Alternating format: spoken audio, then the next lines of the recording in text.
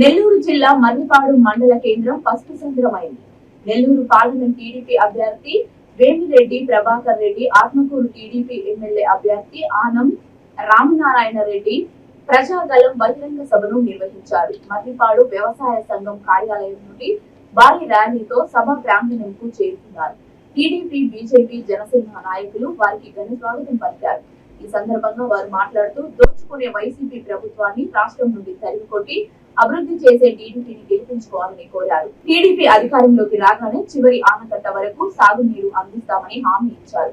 ఈ కార్యక్రమంలో మాజీ ఎమ్మెల్యేలు చంద్రశేఖర్ రెడ్డి, కంపం విజయరామిరెడ్డి, కొమ్మి లక్ష్మయ్య నాయుడు, బీజేపీ, జనసేన నాయకులు, కార్యకర్తలు పాల్గొన్నారు.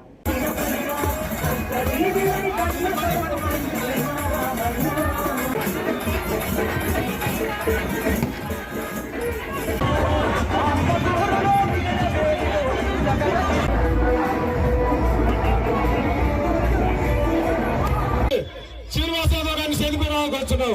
అదేవిధంగా సంఘం మండలం శ్రీ కర్ణాటి రవీంద్రనాథ్ గారిని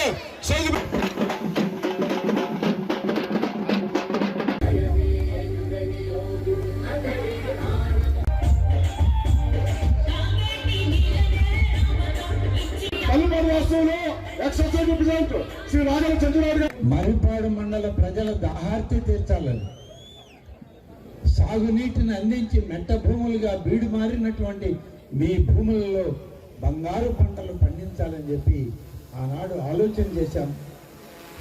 ఆలోచనతో కార్యక్రమాన్ని చేపట్టాం, ముందుకు తీసుకెళ్లే ప్రయత్నం చేశాం. 7 సంవత్సరాలు వృధా అయిపోయింది. మన పథకం మూలబడిపోయింది. పశ్చిమ గోదావరి జిల్లాలో ఒక ఫ్యాక్టరీ మూసేశారు. ఏం ఫ్యాక్టరీ అది? Liquor factory.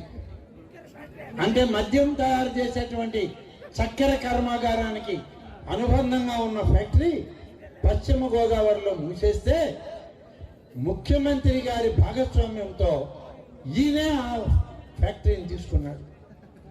తీసుకొని దాంట్లో మద్యం తయారు చేస్తా ఉన్నారు. ఆ మద్యం కానీ తాగితే 5 సంవత్సరాల్లో లివరు, కిడ్నీలు పాడైపోతాయి. 7 సంవత్సరాలు 8 సంవత్సరాలు దాటేటప్పటికి చివరి క్షణాలకు వెళ్ళిపోతారని చెప్పి డాక్టర్లు సర్టిఫికేట్ ఇచ్చారు. అటువంటి మద్యం తయారు చేసి మన ప్రాణాలకు బలి తీసుకునేవాడు ఇవాళ ఆ పార్టీకి అభ్యర్థి. మీరు ఇవాళ చెప్పండి,